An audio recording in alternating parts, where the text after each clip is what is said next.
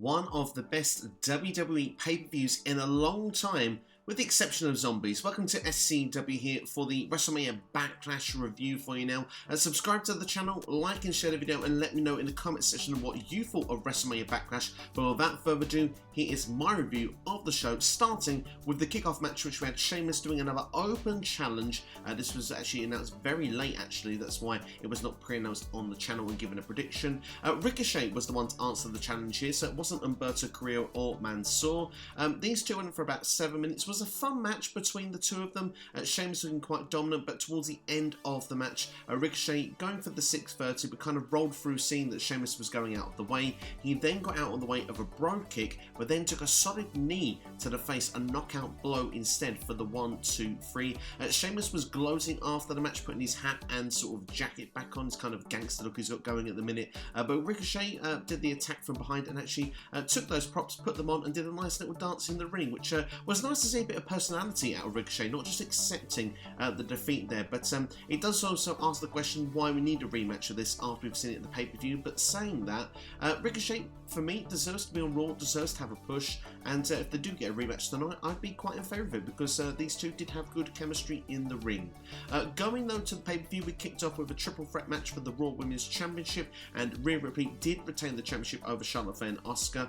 This was an entertaining match. I really enjoyed it. I always had faith that these three would deliver in the triple threat environment, despite the build being a bit lackluster at best, but there were some cool spots in the match there between the three of them. Nice chemistry using the three of them in the ring together, which was quite nice to see. But there was a little bit of a botch on the finish, in my opinion, or certainly the camera work didn't connect together. Charlotte Flair was standing on the ring apron, and Asuka usually likes to run off the ropes and do a bump to knock the opponent to the floor. As Asuka was running in, she sort of ran into a big boot instead, which knocked her back into the ring. But what we didn't see was that Charlotte Flair also went to the concrete floor, which seemed a bit bizarre, because I'm not sure why that would send Charlotte to the floor personally, but because it was more of a block.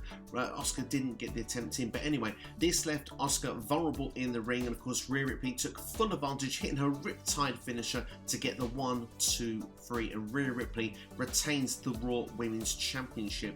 Quite interesting as well, there was a bit of a stare down afterwards as well, with Rhea Ripley actually on the ring ropes holding the championship up towards Charlotte Flair's direction. I wonder if a one-on-one feud could be going on to the next pay-per-view. Next was the SmackDown Tag Team Championships, the Dirty Dogs of Dolph Ziggler and Robert Roode against the Mysterios of Rhea and Dominik. What happened on the kickoff was that Dominik was without Rey Mysterio, and he was confronted by the Dirty Dogs, who actually were to attack him backstage and telling him he wasn't ready for this spot, actually throwing what looked to be some sort of equipment that was laying on, sort of toppling it over to hurt Dominik. And we did see him backstage as well. He was holding his ribs. He was in no condition to compete.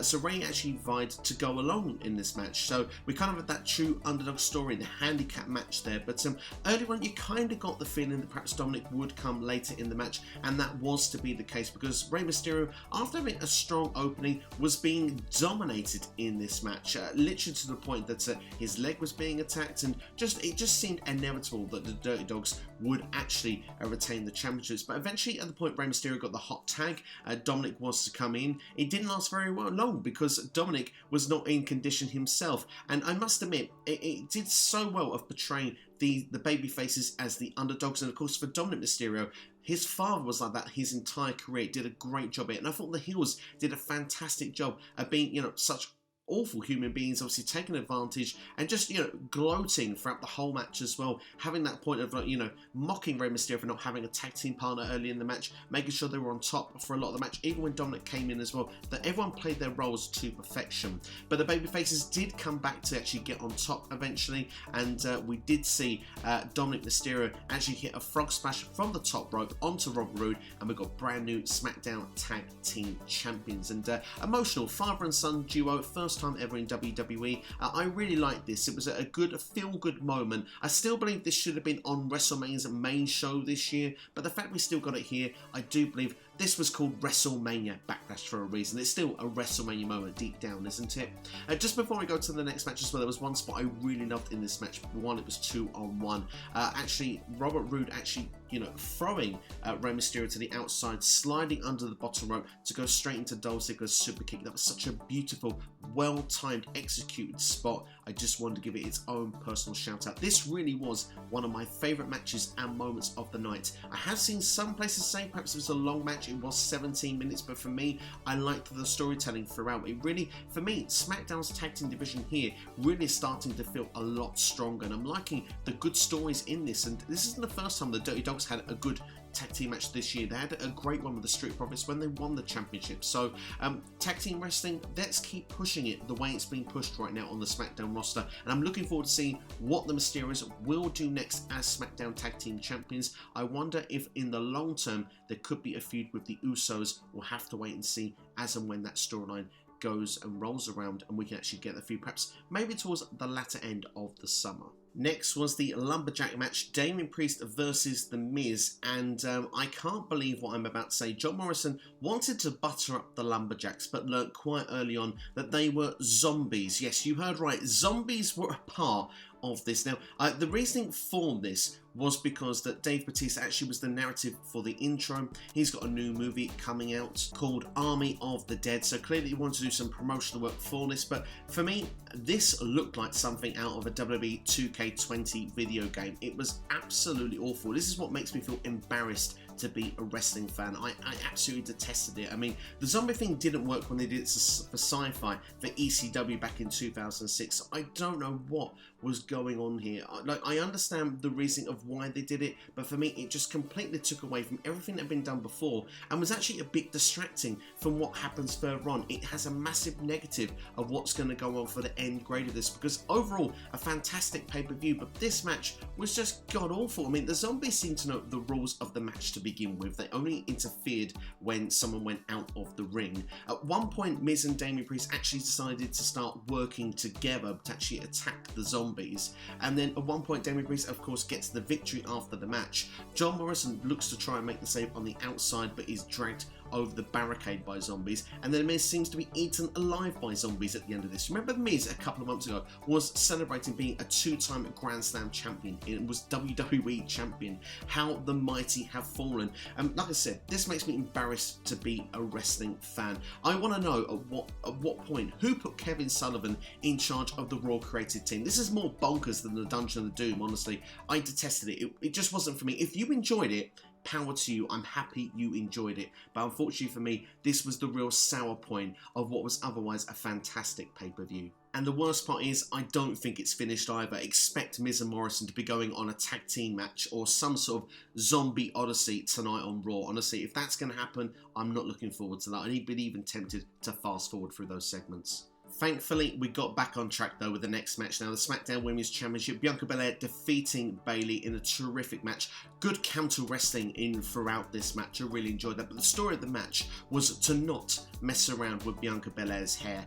Made that quite clear, Bianca, from the start of the match when Bayley was making attempts. Towards the end of the match, Bayley looked to do that again. Of course, she has, I believe they called it in the Rose Garden finisher. She was trying to wrap Bianca's hair around Bayley's leg to do so. And I think that's what she did in their match in December when she picked up the victory. So nice bit of continuity from that. But instead, Bianca managed to use the roll up there and to use the hair for the 1, 2, 3. And there was a slight niggly botch here where it didn't fully connect through. But the thing is, though, I'm willing to forgive it because it was, well, you know, it was a creative finish. I enjoyed it. I enjoyed this match. And what's the best part about it? It does leave the door open because Bayley, upset with the way the finish was done, she feels that she was cheated out of it. We're probably more than likely going to get a rematch at the next pay-per-view, and I think that kind of works because I want to see Bayley in the spotlight. I think Bayley deserves that right now in WWE, especially with Sasha not being around at the moment, trying to come back for that rematch. Perhaps maybe she will come back on SmackDown. Maybe we'll work towards a triple threat match for the SmackDown Women's side next time. Who knows? But one thing's for sure, I'm not ready for Bayley to be out of the SmackDown Women's Championship picture just yet. This keeps her in it nicely. Bianca Belair and Bayley had a great match here on this pay-per-view, and I'd be happy to see it again on the following pay-per-view. Next was my favourite match of the night. I absolutely loved this. Big, beefy, meaty men doing big, beefy, meaty things. That's right. Bobby Lashley, the WWE Champion, retaining over Braun Strowman and Drew McIntyre in a fantastic triple threat match. And this really, from the off, there was no breathing pause in this whatsoever. And of course, it's no disqualification as well. This went everywhere, but I liked it from the instant off. We had the double suplex done on Braun Strowman. That looked really impressive. Braun Strowman doing a cannonball off of the ring apron to the floor on both superstars was awesome. There was a fun spot as well where Drew McIntyre towards like the entranceway threw Bobby Lashley through some of the staging, and we got some explosions going off. It actually threw Bobby Lashley out of the match for a considerable amount of time. Then we had a table spot as well ringside. Drew McIntyre running, getting caught by Braun Strowman, being powerbombed through the table clean, and not even the monitors were moved. I mean, ouch, that's got to hurt. But as we got towards the finish closing sequence of the match, Drew McIntyre hitting the Claymore, Bobby Lashley coming back in and then actually taking Drew McIntyre out of the match quickly and getting a spear on Braun Strowman to get the 1-2-3 pinfall. This was fantastic. I loved it from start to finish, and the biggest compliment I can give, not only is it one of my favourite WWE matches of this year, I can't wait to go and watch it again. I think there's no bigger compliment you can give than that. I do think we're heading for Bobby Lashley and Drew McIntyre once again at the next pay-per-view, which has been announced as Hell in a Cell. I think that will be a Hell in a Cell match as well. That will be their final closing chapter, and then I think hopefully everyone will move on to other things after that. I do think Drew McIntyre does need a break from the WWE Championship scene, and if this is the match afterwards at the next pay-per-view that would do so, then job well done overall, because Bobby Lashley here is being groomed into a top WWE champion appearance after appearance. I'm looking forward to seeing what's going to happen next now with the Almighty on Monday Night Raw. And hopefully, I'm going to still say it now and pray towards SummerSlam they can get Brock Lesnar back when fans come back and do Lashley versus Brock for the WWE Championship. That is the dream match. That is the match I want to see. Last but not least, we got another fantastic match to close off the show, in completely different contrast to what we got to the match previous. This was more about character work, story, angle, slow pace. It was Roman Reigns against Cesaro, and going through the night, Jimmy Uso was actually putting things in Roman's head, you know, the idea of like, you know, I'm here to wish you good luck because I think you're going to need it.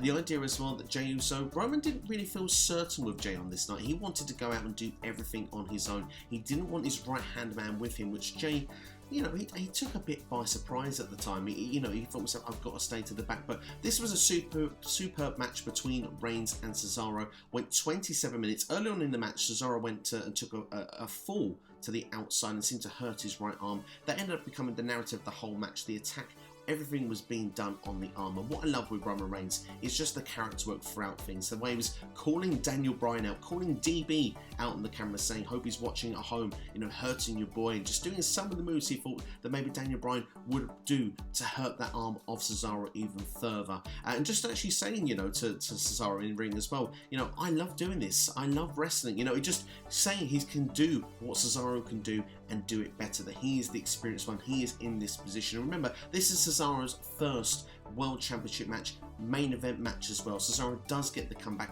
on multiple times, trying to get the sharpshooter on here on Roman Reigns, and he does get it in eventually, but unfortunately he can't keep it on properly, so he's having to use his left arm to keep hold of the hook. He has to move to the crossface as well, but he can't really keep things going with that right arm. He even sort of struggled with the neutralizer as well. Eventually he gets put in the guillotine from Roman Reigns a number of times as well. He managed to escape it, but eventually he had to succumb and pass out to the Tribal Chief.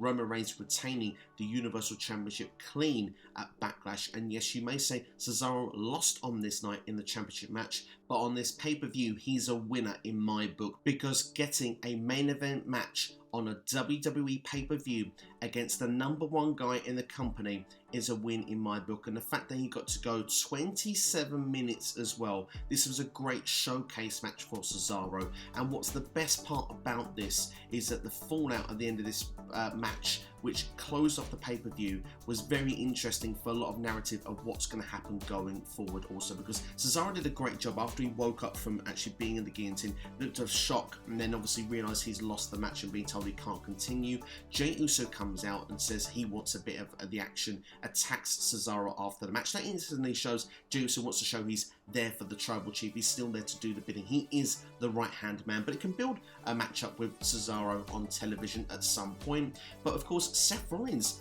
made a return to TV as well after not being on for a couple of weeks, actually going face to face with Roman Reigns, which I thought was great narrative as well, because the last time these two were face to face, Seth Rollins said, if you don't fix what's going on with the Usos, which currently still isn't, I might add, he said that he would take action himself, but actually looked at Roman Reigns, and then he got happy because he saw that Reigns actually had done the job that he wanted him to do, and went and attacked Cesaro, because of course he said that things would be finished with Cesaro when he said so. Instead, he made an attack on Cesaro, took him to the outside, used a steel chair and turned his arm around, and then slammed it against the ring post. It was quite a vicious end to the show, perhaps a bit strange because we used to see Roman Reigns hold that championship high at the end of the pay-per-view, and you could argue maybe that this could have waited to another time. I do wonder if we're writing Cesaro off TV for a little while, but what I do see out of this is that perhaps at the moment we could be building to another Seth versus Cesaro match, which you could argue and say, well, Cesaro's won twice, do we need to do this another time? But at the same time, if Cesaro is to get another win over Seth Rollins, it keeps him looking strong, because you could have argued after this loss to Roman Reigns, where does Cesaro go from here? Well, now we've got a ready-made plan already in place, and we do see as well that if there is still everything going on where things are linked with Roman Reigns and Seth Rollins, perhaps the long-term direction will see a Seth Rollins face turn, and we will get Seth versus Roman Reigns at perhaps maybe SummerSlam, because I think the next few weeks seems too short. In the meantime, Roman Reigns and the Usos, that story can play out as it's going to on SmackDown, and we'll see what's next with the Tribal Chief when it comes to Hell in a Cell. And if you want to know what I think will happen, that video, what's next for Roman Reigns after WrestleMania Backlash, check out that video, which is dropping a few hours from now on the channel later today. So make sure to subscribe to the channel, hit the bell and turn notifications on. You can find out my opinion on that later on today. But to give a final score of this pay-per-view, I think this was a fantastic pay-per-view. I'd say from start to finish, minus one match. And you know what match I'm going to knock on? It's the one with the zombies, the one that made me embarrassed to be a wrestling fan, but the rest of it made me proud to be a wrestling fan, because I enjoyed the rest of the action throughout the rest of the show, and there was something for everyone throughout. We had that great sort of, great storytelling in the main event with Roman Reigns and Cesaro. We had that fantastic beefy triple threat match there with throwing big dudes around. We had an emotional moment with the SmackDown Tag Team Championships, great women's action on the show also, and Ricochet getting a spot on the kickoff as well. Honestly, there was some great stuff throughout there. So to give this a full score out of 10, I'm going for a solid 8 out of 10, and this would have been higher had Damien Priest versus The Miz been a normal match on pay-per-view. We could have even been looking at 9, even 9.5. That's how much it did take the pay-per-view down, in my personal opinion, just from its final grade. But that's all from me anyway. Thank you for watching. Keep an eye out then later on today what's next for Roman Reigns after WrestleMania Backlash. You can also keep an eye on the previous videos that have been released on the channel. A retro review of Backlash 2016, myself, Rated R for Wrestling, and Non-Stop Wrestling Chat, all reviewing the show, having a good time, talking about the superstars of today as well. A lot of the roster still similar from back then. Were they better then, or are they better now? Find out in that video right now. And also, the latest Q&A, Ask SCW, is available for you as well. But thank you for watching. All the best. Thank you for supporting SCW as always. And I'll see you in the next video. This has been your WrestleMania Backlash review here on SCW. Take care. Have a great day.